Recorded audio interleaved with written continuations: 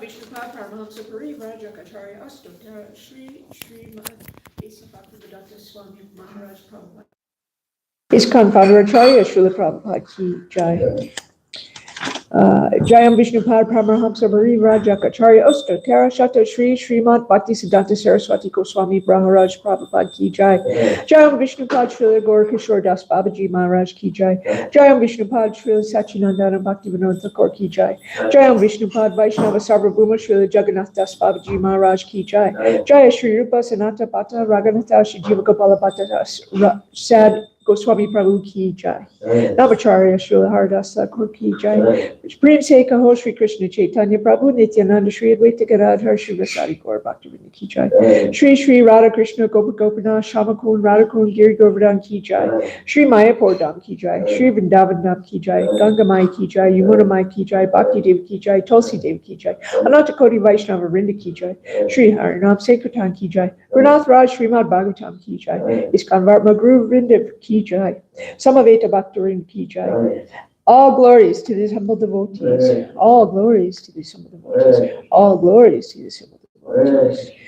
And I forgot. Gloria Pramanande. Hari Bol. All glories to Sri Sri Guru Sri Gauranga. All glories to Srila Prabhupada. Om Namo Bhagavate Vasudevaya. Om Namo Bhagavate Vasudevaya.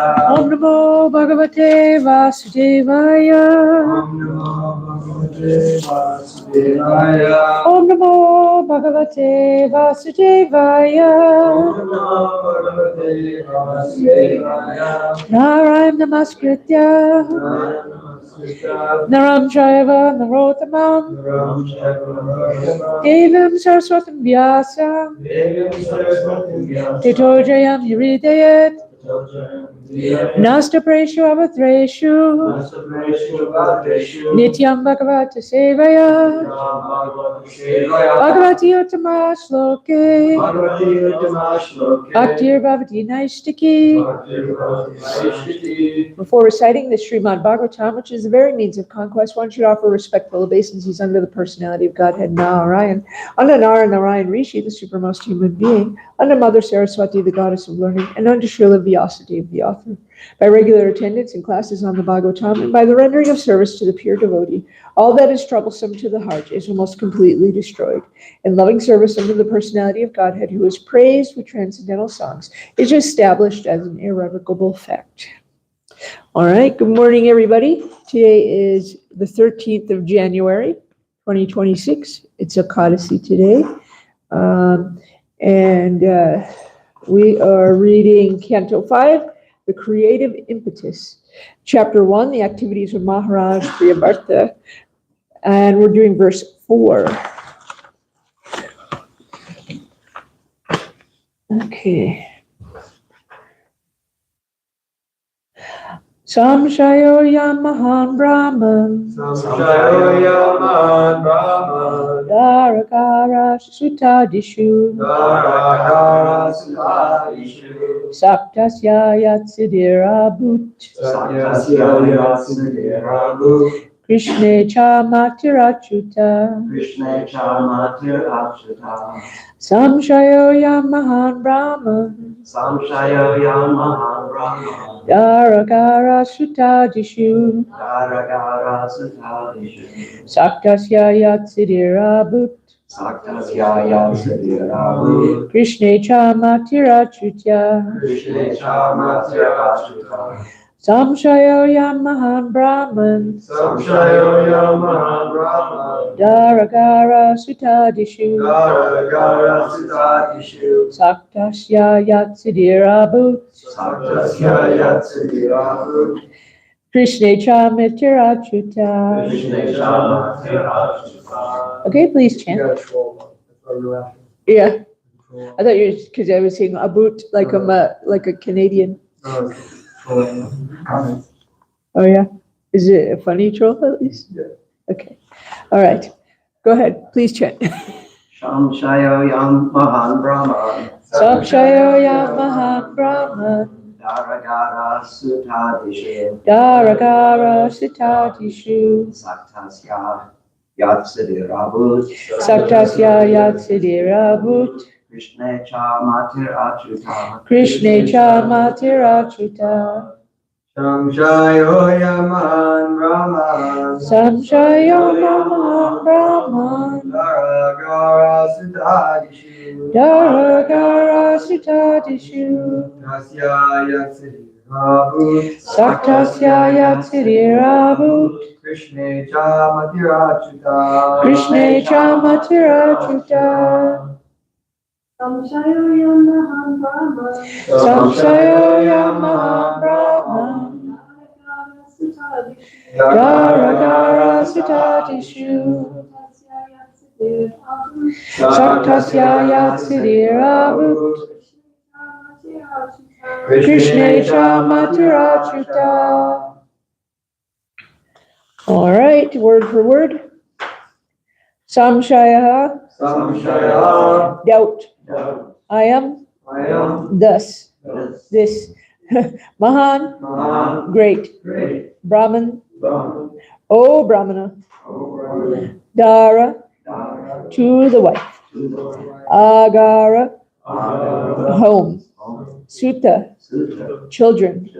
Adishu, Adishu and so on.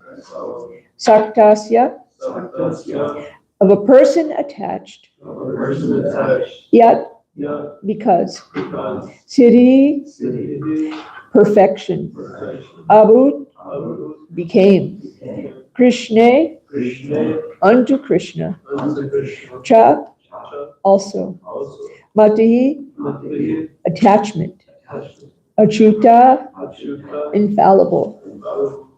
All right, translation by Srila Prabhupada. Srila Prabhupada ki jai. The king continued, O great Brahmana, this is my great doubt. How is it possible for a person like King Priyavrata, who was so attached to his wife, children, and home, to achieve the topmost infallible perfection in Krishna consciousness?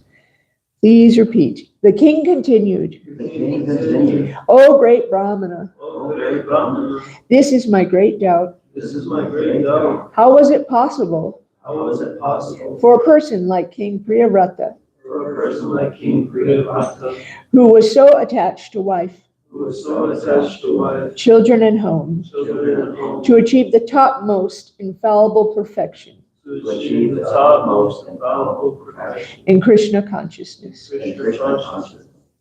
Purport. King Parikshit wondered how a person so attached to wife, children, and home could become so perfectly Krishna conscious.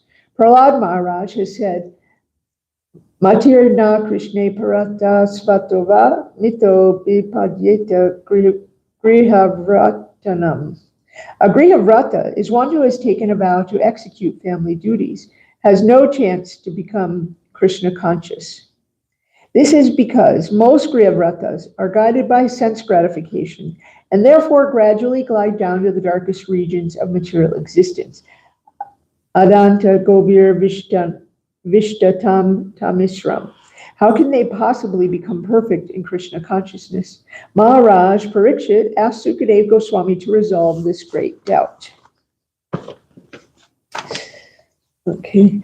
Om Agyanantam Randasa Gananjana Shalakaya Chaksharam Militam Yena Tasmai Shri Gurave Namaha Shri Chaitanya Manobhastam Stapitam Yena Bhutale Swayam Rupa Kada Mayam Tadati Swapatandikam Vandeham Shri Guru Shri Yuta Padakamalam Shri Gurum Vaishnavamscha Shri Rupam Sagrajatam Sahagana Raganatha Vitam Tam Sajivam Savadetam Savadutam Parijana Sahitam Krishna Chaitanya Devam Shri Radha Krishna Pada Sahagana Lalita Shri Vishakam Vitamscha Hey Krishna Karuna Sindhu Dina Bandhu Jagapate Gopesha Gopeka Kanta Radha Kanta Namostate Japta Kanchana Gorangi Radhe Vrindavaneshwari Vishubhanu Suti Devi Pranamami Hari Pre Vanchakalpatarubhyascha Kripa Sindhu Bhyevacha Patitanam Pavanebhyo Vaishnavebhyo Namo Namaha Shri Krishna Chaitanya Prabhu Nityananda Shri Advaita Gadadhar Shri Vasari Gaura Bhaktivinoda Hare Krishna, Krishna Krishna, Hare Hare,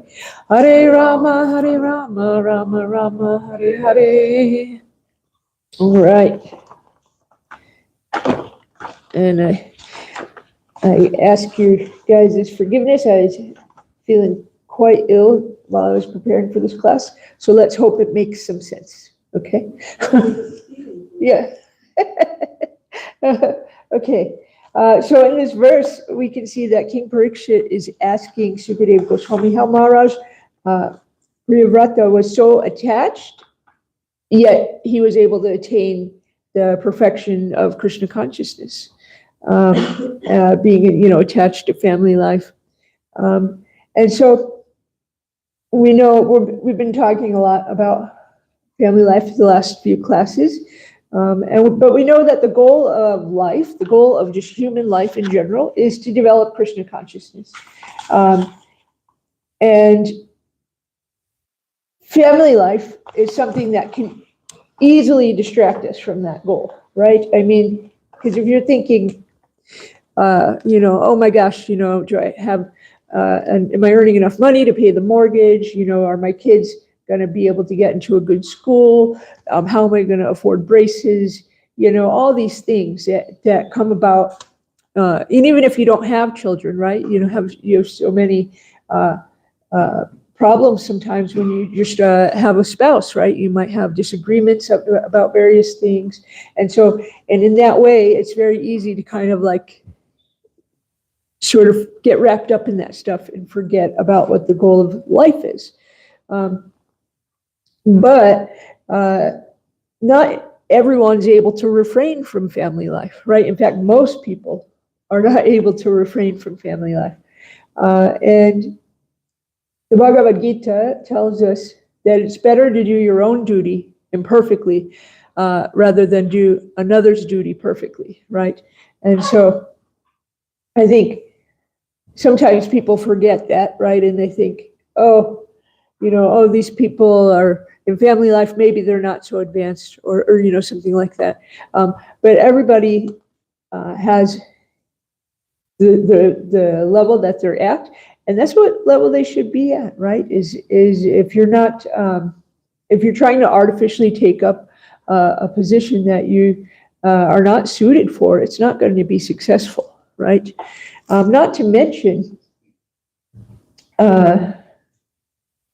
that for most people, like I said, they want to have family life, and that there's nothing wrong with that.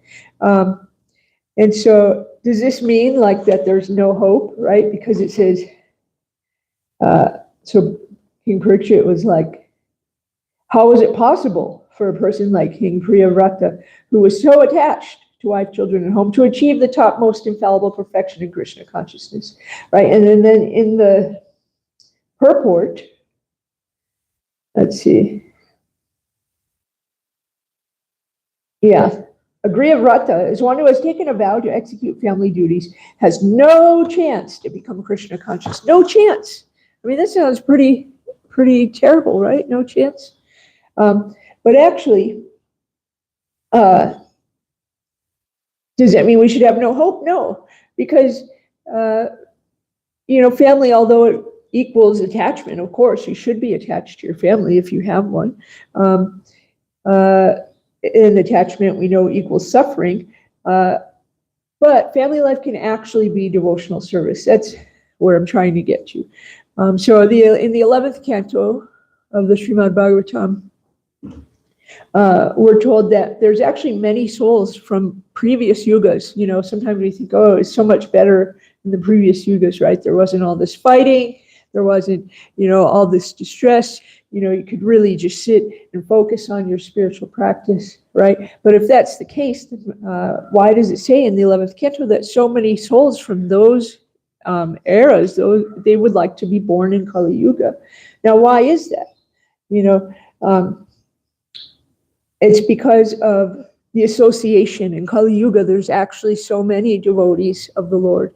And so those souls are able to get that association that they were not able to get in the previous yugas. And so many souls want to be born in Kali Yuga. Not to mention, I've said this a lot, like it's almost like spiritual life is on sale, right? Like, right, because in previous yugas, you would have to sit and meditate under very specific circumstances for thousands and thousands of years, right? I know I certainly can't do that, and thankfully we don't have to, right? Because Lord Chaitanya came and told us that there is no other way than chanting the holy name, right? And so actually this makes it very easy to get back home, back to Godhead, right? So if you realize that so many souls want to be born in Kali Yuga so they can get this association, how can they be born if there's no family life, right? So it's actually can be devotional service to have children and raise them Krishna conscious children, right? And then also Srila Prabhupada, I think I brought this up in one of my comments on Sunday's class. But Srila Prabhupada, he got so much kind of flack from his godbrothers for marrying his disciples, right? For having young boys and girls enter into family life. And he was kind of given a hard time about this by his other godbrothers. But what were those young girls and boys able to do? They were able to go to so many places all over the world and open temples in places where other people had failed, right? Because for the average person, it's much easier to identify with somebody that's living a life like they are, right? That's, has a husband or a wife that is raising children, that has all those same concerns, right? If it's just a bunch of renunciates there that are trying to reach these people, so many people would look at them and say, well, I could never do that. This isn't for me, right? And so in that way, family life can be devotional service, and in actuality, it's necessary, right, to bring these souls into being, and also to show to the population at large that Krishna consciousness is for everybody. It is not just for monks that can sit in the temple and devote their entire lives, right? So what about these regular people, right? There's regular people out there. Should we be telling them to give up family life? What do you think, Gurungud? Should we tell them, divorce your spouse, put on saffron, become a monk? No, of course not, right? Because that's not practical, right? It's not gonna. And so, yeah, we should not be telling people to give up their family life. it's quite rare someone who's able to do that. And so in the Bhagavad Gita, in the 3rd chapter, it says, so as not to disrupt the minds of ignorant men attached to fruitive results of prescribed duties, a learned person should not induce them to stop work. Rather, by working in the spirit of devotion, he should engage them in all sorts of activities for the gradual development of Krishna consciousness. So those people, we can engage them in Krishna's service in some way. The whole family together, right? Or at least whoever's receptive, and then they might have a good influence on their other family members, right? And so I think sometimes we get a lot of flack for being anti-family. I've heard that some people say that about us as an organization, that we're anti-family. But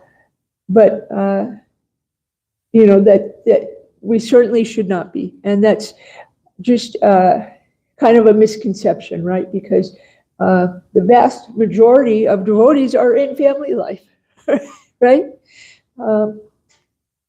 So I know I've told many of you this individually, but it still it amuses me. There was a visitor, and it was a devotee, and he brought his wife, and she told me, she said, she was Indian, and she said, "Oh, you Americans are so advanced. You're so detached from your families," right?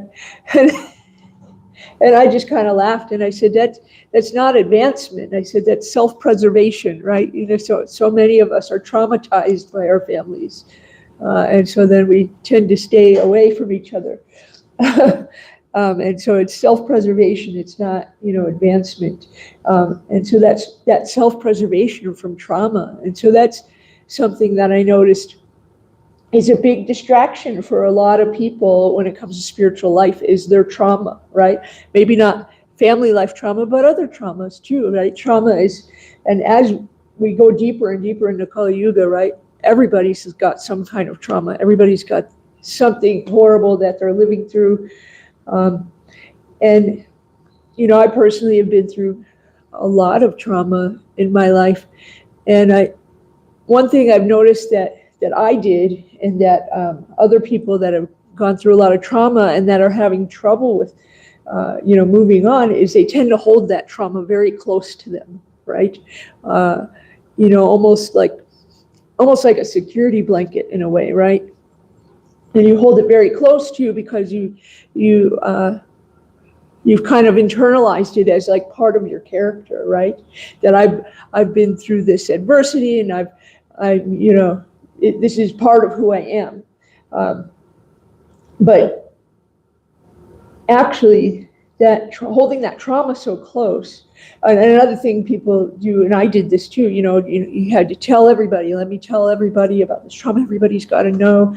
And then in that way, you're just kind of reliving it over and over and over again. Meanwhile, when you're doing this, where's Krishna? Is this helping your spiritual life? Are you helping others come closer to Krishna by doing this? Usually not, right? Now, that's not to say that if you go through a traumatic event and just, forget it and walk on. But really, if you can spend more time thinking about how is this going to help my spiritual life, how can I help others in their spiritual life, then in that way we're able to get over it that much easier, right? And so I was thinking about, there are so many traumatic things that have happened in various the lives of so many devotees of the Lord, right? I mean, like the one that immediately comes to mind is Queen Kunti, right? Queen Kunti, she had so many traumatic things happen to her. I mean, people were trying to kill her and her family, and just so many horrible things happened to her. But did she kind of sit around and tell everybody, oh, these horrible things happened to me, and you have to recognize, you have to see my trauma? No, she didn't do that. She did not do that. She actually had gratitude for it, because she realized during that those traumatic times, she was actually able to depend on the Lord more, right? She was able to depend on Krishna more. She was able to see him more. And so in that way, she was able to not only overcome all these traumatic things that happened to her, but use them as a way to get closer to the Lord.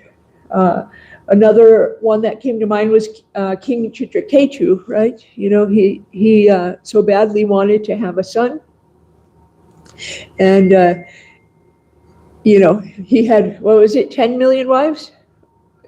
1 million wives? Okay. I knew it was a lot of wives. And each one of them was infertile, which is just like, what are the odds? Each one of them would give him a son. And then finally, a great sage comes in and helps him to have a son. And then his wife that he had the son with, of course, he starts spending more time with her, and their son as a family together. And this made all the other wives kind of jealous. And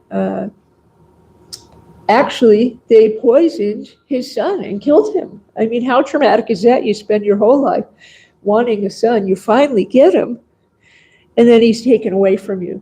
And not only that, he's taken away from you by people that supposedly care for you, right? Your spouse is, I mean, that's very traumatic.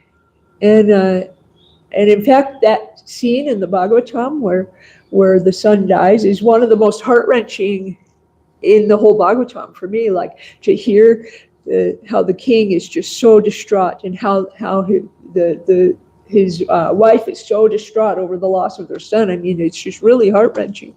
But they didn't stay there. They didn't stay in that place, right? They actually listened to the instruction of, Narada Muni and Angira, and listened to their instruction, and then listened to the instruction of their own son, who was brought back from the dead. And they were able to realize the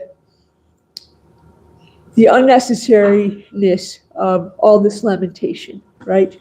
And they were able to realign their focus back to Krishna. And so in that way, they were able to heal. They were able to heal themselves in a much more effective way and bring themselves closer to Krishna. And then also we have Arjuna, right? Arjuna, he had to kill his family members, his teachers, his friends, right? In the war. That was very traumatic too.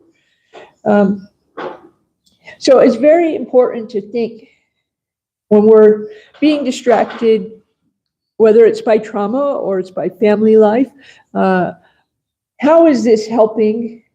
How is this helping me? And is it helping me? And if not, how can I change it in such a way so that it does, right? Because this material energy is scorching, right?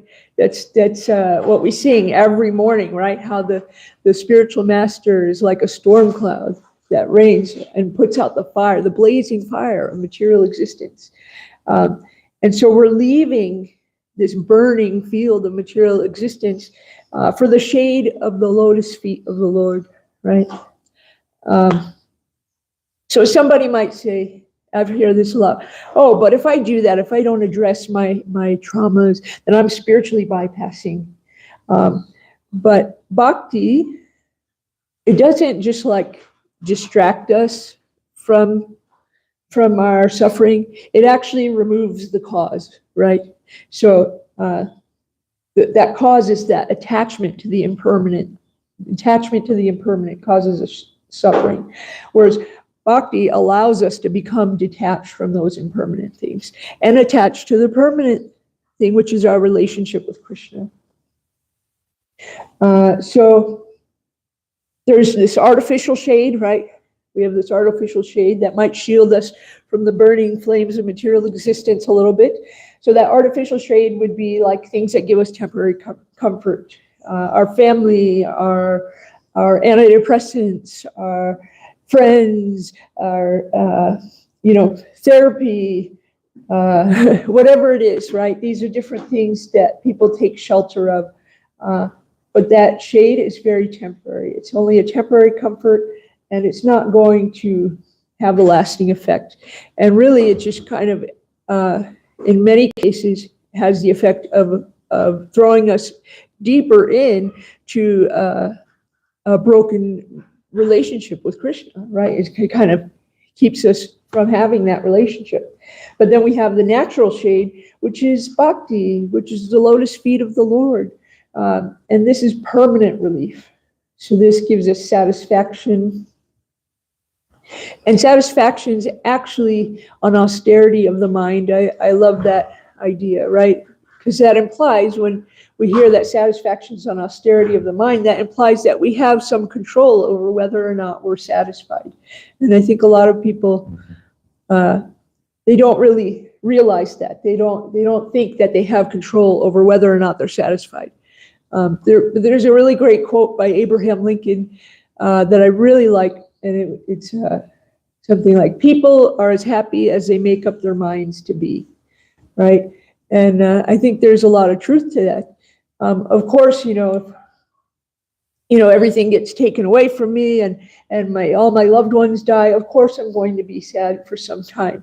But I can choose to kind of dwell on that, or I can choose to find the things that I can be grateful for, right? And if you focus more on the things that are positive, and you focus more on the permanent things, like your relationship with Krishna, then that satisfaction kind of naturally comes. But if we focus on the impermanent things, that satisfaction does not come. So let me see here. So this actually made me think of, there used to be a show on, I think it was like MTV. It was called like My Super Sweet 16. And it was about these kids that had big Sweet 16 parties. And their parents would spend, sometimes, hundreds of thousands of dollars on this one party. And like very often on that show, and I didn't even watch it, like this is just like passing through, I would see a little clip of it. But very often on that show, the parents would buy their kid a beautiful brand new car, and that kid would start crying and screaming because it wasn't the right model or it wasn't the right color, right? And so they were, right? And so they were just completely dissatisfied. And that's because they're focusing on the negatives instead of the positives. Instead of focusing on the fact that, oh, now I don't have to walk to school anymore, I can drive to school. Or now I can go with my friends wherever I want, right? No, instead they're focusing on, I wanted a red one and this one's black, And so let's see here. In the Bhagavad Gita, this talks about this satisfaction, right? And so in the 17th chapter, it says, and satisfaction, simplicity, gravity, self-control, and purification of one's existence are the austerities of the mind. So I'm just going to read a small portion of that purport. It says, to make the mind austere is to detach it from sense gratification. It should be so trained that it can be always thinking of doing good for others. The best training for the mind is gravity and thought. One should not deviate from Krishna consciousness and must always avoid sense gratification. To purify one's nature is to become Krishna conscious. So, here we go. Satisfaction of the mind can be obtained only by taking the mind away from thoughts of sense enjoyment. The more we think of sense enjoyment, the more the mind becomes dissatisfied. Right, and so I was thinking about those kids that are so dissatisfied because their parents got them a car that they didn't like, and then it made me think of, there's that saying, right? It's better to give than to receive. Have you guys experienced that? Or at least, I know for me, I really love to give people things. I just always have, because I don't know, it just feels nice to give people things, right? And it truly is better to give than to receive, because it's actually far more satisfying. And the greatest thing that we can give to somebody is Krishna consciousness. So imagine that satisfaction that not only are we giving to another, but we're giving them the tools to achieve the supreme goal of life, right?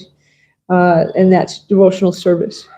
So if we, like the purport in verse 17, 16 says, we should always be striving to think of good for others, right? And so if we're too distracted by, our family life or trauma, whatever it is that's distracting us from that goal, then it's very difficult to think of doing good for others, right? And therefore, we're not going to be satisfied. So another verse I wanted to read was Bhagavad Gita 10:9. The thoughts of my pure devotees dwell in me. Their lives are fully devoted to my service, and they derive great satisfaction and bliss from always enlightening one another and conversing about me. So we can see there, by giving each other knowledge about Krishna, we will actually get that satisfaction. So not only will we be satisfied, but also they will be satisfied. So we know that there's no loss or diminution on this path. And King Priyavrata, he was already self-realized, right? And so when he was, kind of told to have a family and a kingdom, he didn't actually want to enjoy that material kingdom. But he did this at the request of his superiors, basically. And sometimes you just have to accept a certain position at the urging of our superiors, right?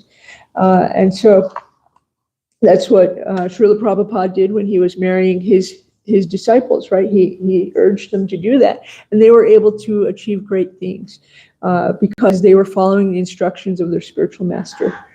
And so King Priyavrata, because he did his duty and he listened to his superiors and his spiritual master,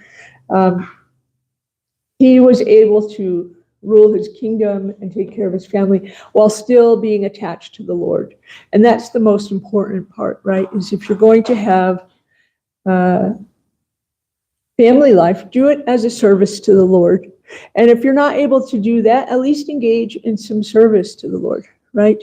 And so if you see someone, you have a friend or a relative or something that's, engaged in so many activities that are kind of leading them astray, see if you can engage them in just the smallest amount of service, right?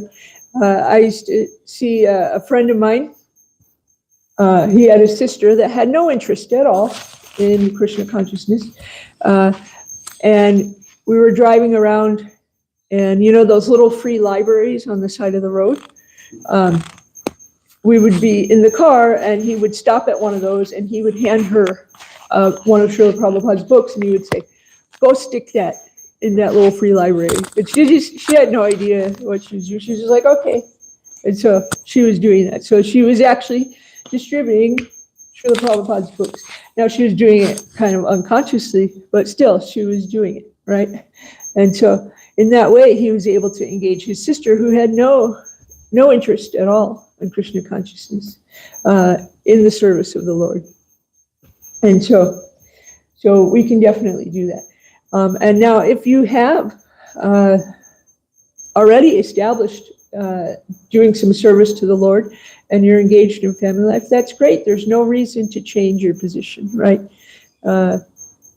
Because, like we said, that keeping Krishna in the center is what is the important part, and that's going to keep that family together, and that's going to keep your relationship with Krishna going well, right?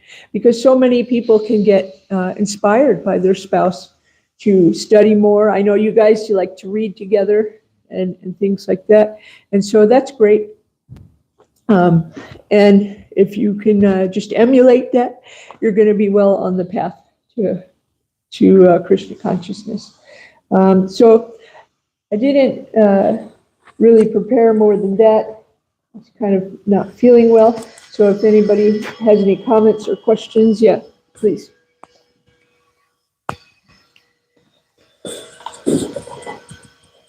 I have one comment and one question. Uh-huh. You have to forgive my heavy brahmachari-esque comment, but if someone's attached to the family, that's not good unless they're attached to the family because they're devotees. Right. I mean, you can ask, and I mean, this is one of those kind of questions. I ask myself this, it's not like for everybody, but it's like this girl or this child, am I attached? I mean, if they were, 120 pounds bigger, or they were, not beautiful, would I still, want to marry them? It's an important question to ask because a lot of the time people are attached because of the body. Sure. And the children, these children are from my body, so I'm attached to them. And this type of attachment is not, and so we have to be honest with ourselves that, yeah, there's a material element. And so the best answer I ever got about marriage was coming from a grihasta who was a brahmachari for like 15 years. And he's a very advanced devotee in Mayapur. And he said, the grihasta ashram is wonderful if you need it and horrible if you don't need it. Sure. And so, I mean, for those grihastas who are attached on the basis of Krishna consciousness, that's a different thing completely.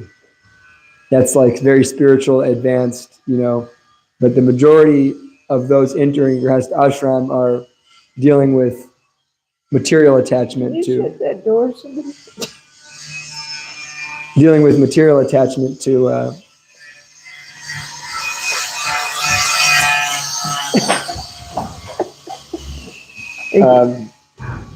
wanting to enjoy the association of the opposite sex in a materialistic way, both physically and through the process of fame, private adoration, distinction. Yeah. And my question is, and this is a question that should get asked a lot in ISKCON, is that, the bewildering thing is that, we say, oh yeah, we keep Krishna in the middle.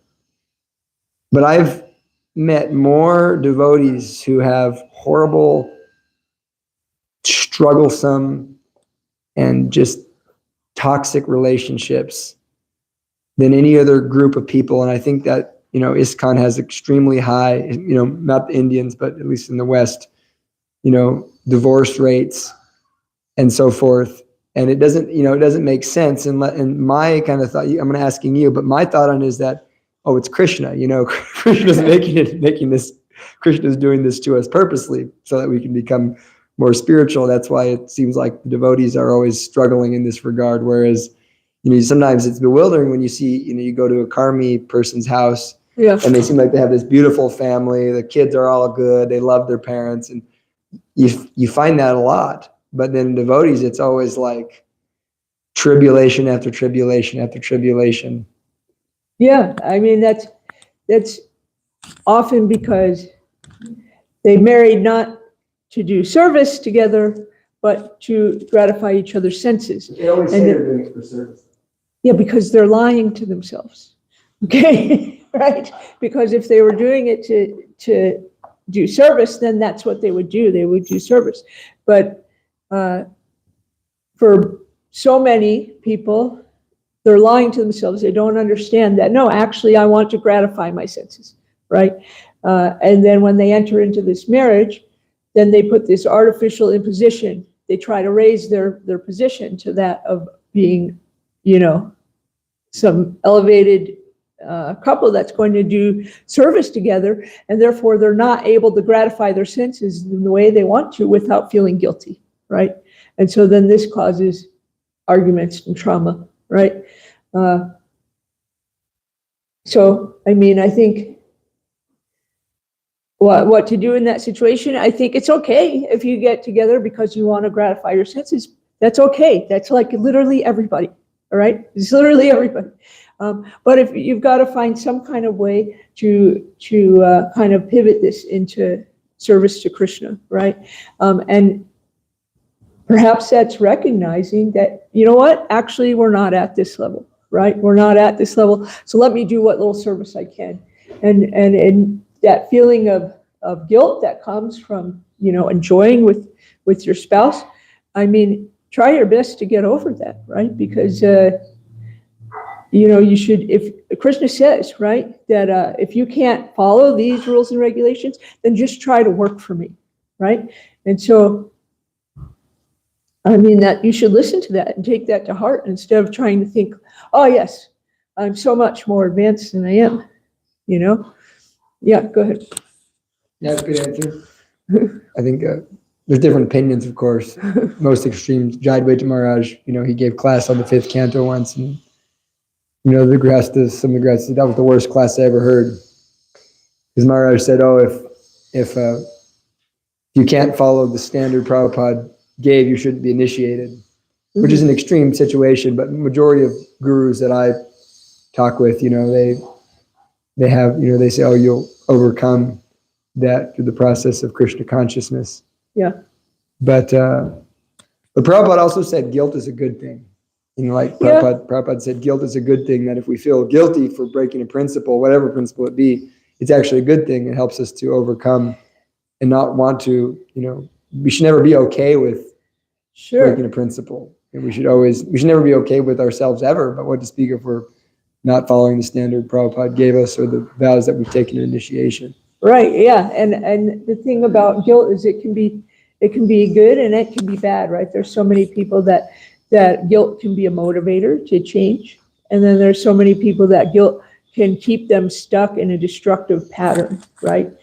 And so, I mean, it really is, which one is it? I mean, it's really kind of a coin toss, right? Which am I going to be using this guilt to just think, oh yes, I'm so fallen, I'm such a horrible person, and then you're going to use this as an inspiration to go and try to forget about that guilt, right? Or you're going to use that as inspiration to change your life so that the guilt is no longer there. Yeah, go ahead. I think one of the elements of the devotees seemingly having challenges is that devotees realize they're suffering more than most people ever do.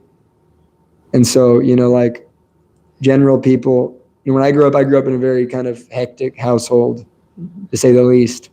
And I always remember thinking, oh, what if my family was just like, this friend and that friends? And I was thinking, if only I had a family like that, I'd be happy. I used to it was like a constant meditation as a kid, because I just wanted so deeply to have like happy parents, that loved each other and got along. And it was just not a possibility, and it never happened in my life. Right. And, I used to think I want to be like, the Cood family or the Munoz family, some of my dear friends.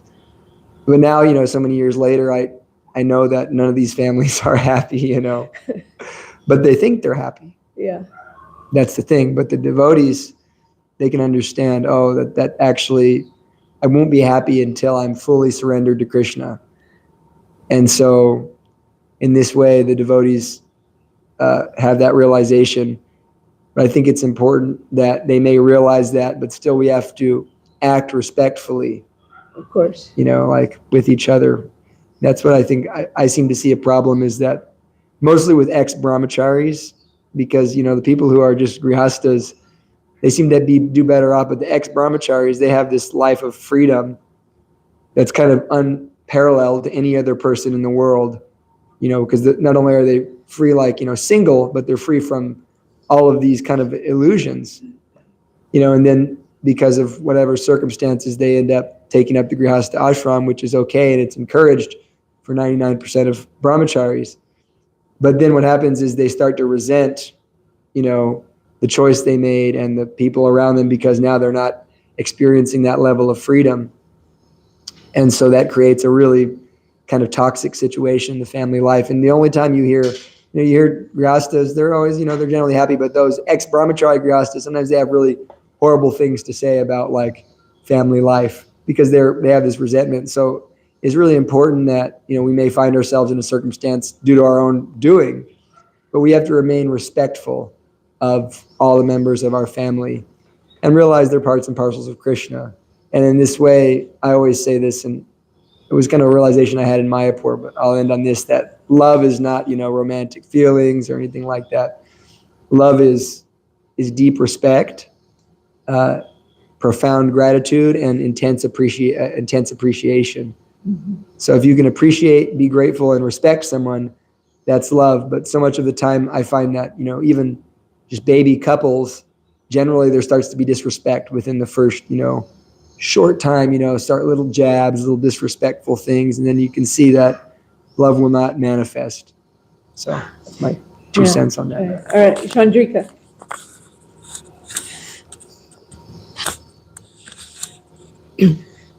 I think there's a lot of the issues comes with being impersonal and personal. Because in family life, I mean, the main thing that you really want to gather together is to be personal, and then through being personal, then you can feel that personal connection with Krishna and Krishna consciousness. Even in families that are not devotees, it seems like, they got the house and everything's all like, everything's flowing, but then there's a lot of impersonalness that goes on within that, and then it ends up with a family breakdown at some point. So it's like, how can we become more personal, but not personal in a way that is just like, us, but more like personal towards Krishna, personal towards God, that we know that everything comes from God, and feel that personal connection. If you don't feel that, then you become impersonal, like you have to, because there's nothing to be connected to. So I think that's a lot of the key, is becoming personal. And then when devotees come together, they have this problem of like, we have to be detached, but yet we have to be personal. So it's almost like they're trying to find that fine line between that. Yeah, and I mean, we should, like you said, I mean, we should always be personal, and you can still be detached and personal at the same time. And I know that's like a hard line to walk. But yeah, that's really important, because we are persons, right? And that's what the whole, I hear like women say this a lot, right? Where they feel like that they're men are not seeing them as a full person, right? They're just seeing them as, something that's beautiful, or something that cooks nice food, or whatever, cleans the house, but not realizing like, oh yes, they're also a person. And then women, on the other hand, do the same thing to men, right? Oh, he's just bringing in the money, or, he's tall and gets things off the shelf. I know I do that a lot to the tall guys, but really, they're a full person, and if we can really remember that, that's really important, because they're all parts and parcel of Krishna. So, yeah. All right, you had one more. One of the most brilliant statements in regards to this I heard was Hriyananda Maharaj, when I was in Dallas. Devi Singh was there also. He said, you want to see this girl as the object of your life instead of the subject of her own life. Yeah. And that's a big important point, is that, and that's generally, even if it's not in a malicious or like super lusty way, I mean, we generally try to do that, like, oh, this person is going to be this in my life, or that, or my guru, my, my kids, my wife, my fiance. And this is like the object of my life, not the subject of their own life. Yeah. And so, I mean, but it's a very advanced thing. And that's the point, is that it's actually very advanced to be a grihasta. I think that's something people should understand, is that it really does take quite a lot of, maturity and training. And speaking of the personal thing, I find that, really important, is that, I think the 99% of brahmacharis who go to the grihasta ashram aren't going to the grihasta ashram because they're just lusty. Usually they're going because things aren't working out in the temple, right? Especially if they've been there a long time, like if someone's been a brahmachari for 10 years. I heard years. Because they want a cat and they want to order pizza. That's what I heard. The loneliness, and so friends leave. And so then, it's like, we need those loving exchanges. I spoke to one brahmachari who's my very dear friend. He was brahmachari for 15 years. And then he was one of the most advanced and learned people I know ever. And he got married. When I saw him the next time, and I was talking to him, he talked with me. He said, Prabhu, my health was not good, and because of the whatever circumstances, I had no way to engage in having actually like emotional conversations. Right. And so, if nothing's worse than then becoming a grihasta and then finding yourself even more isolated. Yeah. And so I think that happens to a lot of people, is that they, the glare of sense gratification goes, and then what happens is they realize, like, I don't actually have a friend here. Right. And that's A very superficial level friend. I'm not really sharing my heart. I'm actually embarrassed to share the real, bad things about myself or the things I've done in the past, because I like this person's body. I'm embarrassed to actually share my heart. right. And so that creates a really serious situation.